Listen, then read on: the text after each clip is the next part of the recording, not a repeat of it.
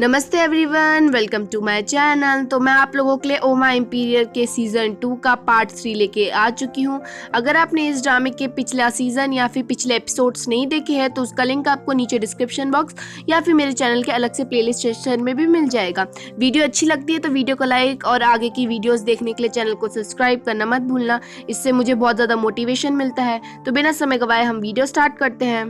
हमने पिछले एपिसोड में देखा था कि बिंग बिंग अपने साथ तांग तांग को ओरियन लैंड वापस लेके चली जाती है। तांग तांग कहता है कि तुम कहाँ जा रही हो, जिसपे बिंग बिंग कहती है कि तुम यहाँ से फटाफट चले जाओ, यानी कि बिंग बिंग ने तांग तांग को छोड़ दिया है। सीन ज़ोंडिक लैंड की तरफ शिफ्ट होता है जहाँ पे तांगी ने बैठक बुलाई होती है। तो सबसे पहले चूसिंगनान आके कहती है कि महाराज, हमारे देश में बहुत से कीड़े आने लग गए हैं और ये बहुत ज़्यादा ही बड़े टाइप के हैं, जिस वजह से हमारी देश की जो जनता है वो बहुत ज़्यादा घबरा गई है और वो अपना काम भी नहीं कर पा रही और घर में ही बैठ रही है इन कीड़ों के डर के मारे। तांगी ये जब बात सुनता है तो वो मीदारेन जातियान जेन से कहता है कि तुम ये पता करो कि ये कीड़े किधर से भेजे गए हैं और किसकी साजिश है, और साथ ही साथ चूसिंगनान से कहता है कि तुम हमारे देश की जो लोग हैं उनको बचाओ, अगर ये कीड़े उनके सामने आते हैं तो उनको प्रोटेक्ट करो या फिर उन कीड़ों को भी मार ही दो। बैठक खत्म होने के बाद तांगी बाहर जाता है और चेक करता है कि ये कीड़े कैसे हैं। वहीं पे दूसरी तरफ यानरान लुओ से जेल में मिलने जाती है और लुओ को पहले उठाती है और लुओ जिसपे कहती है मैंने सोचा कि तुम तो मुझसे मिलने ही नहीं आओगी, जिसपे यानरान कहती है तुम कैसी बात कर रही हो, हम बहुत अच्छे दोस्त हैं। उतने में यानरान के पीछे पीछे ग्रैंड मदर भी आ चुकी होती है। जब लुओ यानरान को गले लगाती है तो लुओ भी नोटिस कर लेती है ग्रैंड माँ को। ग्रैंड माँ बाहर से चाबी लगा लेती है और अब यानरान भी जेल में फंस चुकी है। ग्रैंड माँ वहाँ से जाते जाते बिलियन से कहती है कि यानरान कितनी अच्छी थी लेकिन अब लुओ की वजह से वो भी बिगड़ चुकी है, और ग्रैंड माँ के जाते ही बिलियन भी बहुत गंदी सी स्माइल देती है यहाँ पे। वहीं पे तांग तांग भी अब राजमहल पहुंच चुका होता है। जब ये बात तांगी को पता चलती है तो वो मीदारेन से कहता है कि पहले तुम तांग तांग को अच्छे से ट्रीट करो, यानी कि वो थक गया होगा तो उसको थोड़ा खाना पीना खिला दो। हमेशा की तरह लुओ जेल में गेम खेल रही होती है, बस अंतर इतना होता है कि अभी यानरान भी खेल रही होती है। तभी एक सिपाही कहता है सबसे कि मैंने सुना है इस जगह में बहुत अजीब अजीब से कीड़े आ गए हैं, बहुत बड़े बड़े हैं वो। तो अब लुओ ने तो देखा नहीं था क्योंकि लुओ काफ़ी टाइम से बाहर नहीं निकली थी। तो वो सिपाही ड्राइंग बनाता है जिसपे दूसरा सिपाही कहता है तुम कैसी गलत सी ड्राइंग बना रहे हो। तभी वो देखते हैं उनके पैरों के नीचे एक कीड़ा वहीं पे मौजूद होता है। तो सब लोग डर के दूर भाग जाते हैं, लेकिन लुओ उस कीड़े को पकड़ के उससे बात करने लग जाती है और कहती है कितना प्यारा है ये कीड़ा। तांग तांग और तांगी एक दूसरे से बात कर रहे होते हैं तो तांगी कहता है कि उन्होंने ऑफ्यूकस लोगों को क्यों कंट्रोल में कर रखा है, जिसपे तांग तांग कहता है शायद से उनका जो रिस्क है वो कम हो जाए इसी वजह से, जिसपे तांगी कहता है ठीक है तुम अपना ध्यान रखना। जिसपे तांग तांग कहता है कि भैया मैं पाइसिस का मास्टर हूँ, यानी कि एक पाइसिस राशि होती है तो उसका मास्टर हूँ, और ऊपर से मैं बेईतांग का जवान राजा भी हूँ। तो ये लाइन जो है तांगी और तांग तांग हमेशा साथ में ही कहा करते हैं, क्योंकि तांगी को पता चल गया है भाई के साथ रहते रहते कि वो ऐसी ही बातें करेगा, और फिर दोनों बहुत ही ज़्यादा हंसते हैं वहाँ पे और बात करते हैं एक दूसरे से। दोबारा से मास्टर्स की बीच में बैठक होती है। उनमें से एक कहता है कि इस कीड़ों की वजह से सभी लोग जो है भूखे मर रहे हैं और घर के बाहर तो निकल भी नहीं रहे, इस वजह से उन्हीं को ही नुकसान हो रहा है। जिसपे तांगी कहता है कि मैं अपने किसी भी इंसान का नुकसान नहीं करना चाहता, तो मैंने सोचा है कि उन लोगों के लिए एक जगह बनाई जाए जहाँ पे उनको फ्री में अनाज मिले। तो ये सब बात सुन के तांगमा भी काफ़ी खुश होता है कि तांगी अपने काम के प्रति कितनी भावना रखता है। तांग तांग, तांगी और तांगमा तीनों के तीनों ग्रैंडमा से मिलने गए होते हैं। वैसे तो ग्रैंडमा बहुत गुस्से वाली है, लेकिन वो कीड़ों के मामले में थोड़ी डरी हुई होती है और कहती है कि उन कीड़ों का कुछ इलाज हुआ कि नहीं हुआ और उसका कुछ सोल्यूशन मिला कि नहीं मिला। जिस पे तांगमा कहता है कि हमें सोल्यूशन मिल गया, एक ही इंसान हमें इन सब चीज़ों से छुटकारा दे सकता है और आप उसको जानते भी हो। ग्रैंडमा कहते हैं कि कौन है वो, जिस पे तांगी जवाब देता है कि वो लुओ है, और यहाँ पे ग्रैंडमा को तांगमा भी समझाता है कि ये सब उसने जानबूझ के नहीं करा था, उसकी सिर्फ गलती की वजह से हुआ है, आप उसको प्लीज माफ कर दो। उतने में वहाँ पे बिलियन आती है और कहती है ग्रैंडमा से कि हमने अपनी जगह में जो है इतना बड़ा कीड़ा देखा है, और वो कीड़ा देखते ही ग्रैंडमा बिल्कुल ही डर जाती है। और यहाँ पे आप समझ गए होंगे कि अब लुओ को भी वो माफ कर देती है और कहती है कि लुओ को फटाफट से आज़ाद करो जेल में से। तांगी फौरन जेल में जाता है और लुओ और यानरान को आज़ाद कर देता है, और लुओ को जब ये पता चलता है कि ग्रैंडमा के कहने पे मैं आज़ाद हुई हूँ तो लुओ बहुत ज़्यादा खुश हो जाती है।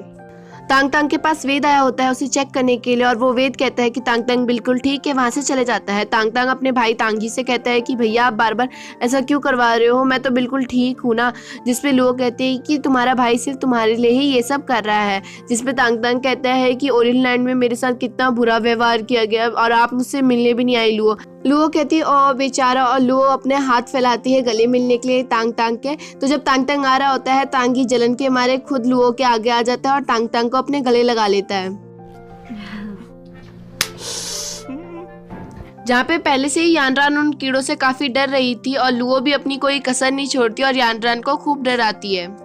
लुओ क्योंकि फ्यूचर से आई थी तो शायद से फ्यूचर में ये सब खाते होंगे वो लोग, तो लुओ फटाफट से उन कीड़ों को फ्राई करती है और यानरान चूसेंगनान को बुला लेती है अपने साथ और उनके सामने ये डिश सर्व कर लेती है।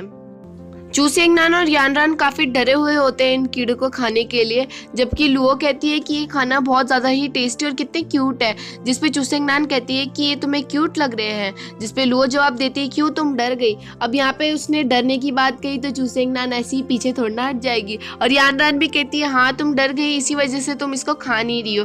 तो अब चूसेंगनान अपने आप को हारता हुआ नहीं देखना चाहती थी, तो चूसेंगनान भी उसके खाने लग जाती है। ये डिश अब राजाओं को भी खिलाई जाती है, तो यानरान चूसेंगनान पहले से ही खा चुके थे ये डिश, तो वो बिल्कुल शौक से खाते हैं, जबकि बाकी राजा बहुत ज्यादा डरे हुए होते हैं इनको खाने के लिए। मादेरान काफी भुक्कड़ होता है तो वो पहले से ही खाने लग जाता है और बाकी राजाओं को भी बहुत मोटिवेट करता है कि बहुत ज्यादा टेस्टी है। दूसरी तरफ शी फेंगली की स्पीड स्लो हो जाने की वजह से शी फेंगली बड़ी मुश्किल से एक उठा पाता है, लेकिन उसके मुंह पे डलने से पहले ही वो वापस नीचे गिर जाता है। सभी राजाओं के खाने के बाद अब लुओ पूरी जनता को देती है ये खाना फ्री में, और सारी जनता जो है बहुत ज़्यादा ही पसंद करती है इस खाने को, और अब कुछ लोग इन कीड़ों को इकट्ठा करने लगे हैं अपनी रोजी रोटी भी कमाने के लिए। ग्रैंड मदर भी वो खाने को बहुत अच्छे से टेस्ट लेके खा रही होती है, तो वहाँ पे वो बच्चा भी होता है जिसका नाम है वांगयान। वांगयान कहता है कि तुम लगता है हमारे प्लान को भूल चुकी हो, जिसपे ग्रैंडमा कहती है कि तुम्हें ज़रूरत नहीं है मेरे को कुछ सिखाने की, जिसपे वांगयान कहता है कि मुझे लगता है कि तुम ऐशो आराम की ज़िंदगी जीते जीते सब कुछ भूल चुकी हो, और ये भूल चुकी हो कि अगर ऑफ्यूकस और ज़ोंडिक्लाइड साथ में आ गए तो हमारे लिए ही नुकसान होगा, और तुम चिंता मत करो, मैं फई फई को बहुत जल्दी ही मार दूंगा। वांगयान आगे कहता है कि फई फई के मरने के बाद मैं बैतांगी को भी मार दूंगा और लोगों को लगेगा कि डिप्रेशन की वजह से वो मारा गया है, जिसपे ग्रैंड मदर कहती है कि वो मेरा बायोलॉजिकल ग्रैंडसन है तो तुम उसे नहीं मार सकते, जिसपे वांगयान जवाब देता है कि हम इस जगह के लिए नहीं आए हैं यहाँ पे। तभी वहाँ पे बिलियन कहती है कि राजा और लुओ आपसे मिलना चाहते हैं, तो अब पता नहीं बिलियन ने ये बात सुनी कि नहीं सुनी। अब इस पे ग्रैंडमा जवाब देती है कि नहीं कोई ज़रूरत नहीं है, मुझे नहीं मिलना है आज उनसे। तो वहाँ पे वांगयान जवाब देता है कि ठीक है भेज देना उनको, मेरे को उनसे मिलना है। और यहाँ से ये भी पता चल जाता है कि वांगयान के पास खूबी है आवाज़ बदलने की। बिलियन के जाने के बाद वांगयान ये भी कहता है कि कल से पहले पहले फई फई मर चुकी होगी। लुओ और तांगी एक दूसरे से में बात कर रहे होते हैं और लुओ कहती है कि मुझे ग्रैंड मदर से अभी नहीं मिलना, जिसपे तांगी थोड़ा हौसला देता है लुओ को और एक बॉक्स पकड़ाता है और कहता है कि इसके अंदर वही दवाई है जो कि तुम्हें मदद करेगी ये प्रूफ करने में कि ऑफ्यूकस लोग निर्दोष हैं। ग्रैंडमा लुओ और तांगी को बुला के कहती है कि क्या काम था तुम्हें मुझसे, जिसपे लुओ जवाब देती है मैं बस ऑफ्यूकस लोगों को निर्दोष साबित करना चाहती हूँ। और यहाँ पे तांगी ये नोटिस करता है कि वांगयान छुप छुप के इन तीनों की बातें सुन रहा है। ग्रैंड मदर जब प्रूफ मांगती है तो वो लुओ आगे डब्बा करती है और कहती है कि इसमें दवाई है। दवाई का नाम सुनते ही वांगयान भागे भागे आता है और इस बार भी उस डब्बे को गिरा देता है, लेकिन जब वो पीछे मुड़ के देखता है तो उस डब्बे के अंदर कुछ नहीं होता, जिसपे तांगी कहता है कि ये ट्रैप था तुम्हें फंसाने के लिए। वांगयान की सच्चाई अब सबके सामने आ गई थी, तो वांगयान उनके से कहता है कि तुम दोनों के दोनों बहुत जल्द मरोगे। और यहाँ पे वांगयान हमला बोल देता है लुओ के ऊपर, लेकिन तांगी लुओ को बचा लेता है और वांगयान को ही घायल कर देता है। वांगयान वहीं पे बेहोश हो जाता है और उसके चेहरे से खून भी निकलता है काफी। सीन वहीं पे ही कट होता है और लुओ यानरान आपस में बात कर रहे होते हैं, जिसमें यानरान लुओ से कहती है तुम तो बहुत खुश होगी, अब तो ऑफ्यूकस लोगों का नाम भी हट चुका है और अब तुम तांगी से शादी भी कर सकती हो। जिसपे लुओ जवाब देती है कि मेरे को शादी तो करनी है तांगी से, लेकिन वो तो कुछ कर ही नहीं रहा है। तभी वहाँ पे तांगी आ जाता है, जिसे देख के यानरान कहती है कि मुझे लगता है अब मुझे यहाँ से जाना चाहिए। लुओ तांगी की तरफ देख के उसकी तारीफ करती है और उसकी गोदी में चढ़ जाती है और कहती है कि क्या हम अब दोनों अपना काम करना शुरू करें, जिसमें तांगी कुछ और ही समझता है और वहाँ से चले जाता है अपना असलियत का काम करने के लिए। दोबारा से बैठक बिठाई जाती है जहाँ पे तांगी कहता है ऑफ्यूकस लोग अब फाइनली निर्दोष साबित हो गए हैं, और यहाँ पे तांगी सभी मास्टर्स को उनके काम के अकॉर्डिंग कुछ प्राइजेस देता है, और सबसे ज़्यादा बड़ा प्राइज़ जो है वो शांगियो और तांग तांग को मिलता है, क्योंकि उन्हीं की ही वजह से पॉसिबल था ये सारी सच्चाई जान पाना।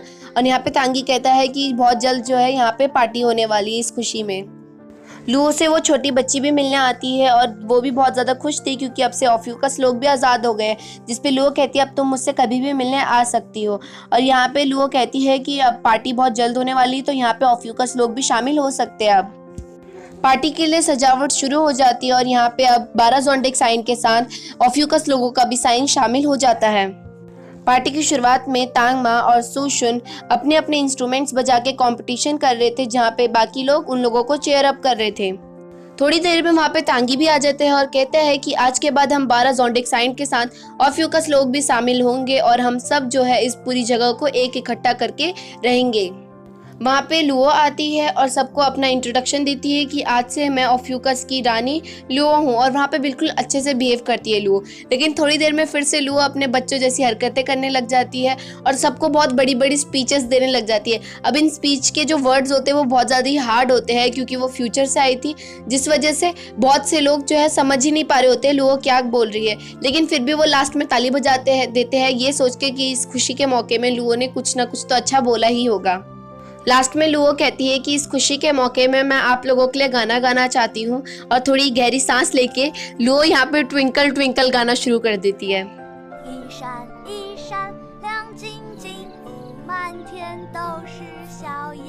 और इस अच्छे मूवमेंट में चू सेंगनान भी बेवू चेन को किस कर लेती है और इसे देख के बेवू चेन भी काफ़ी खुश होता है।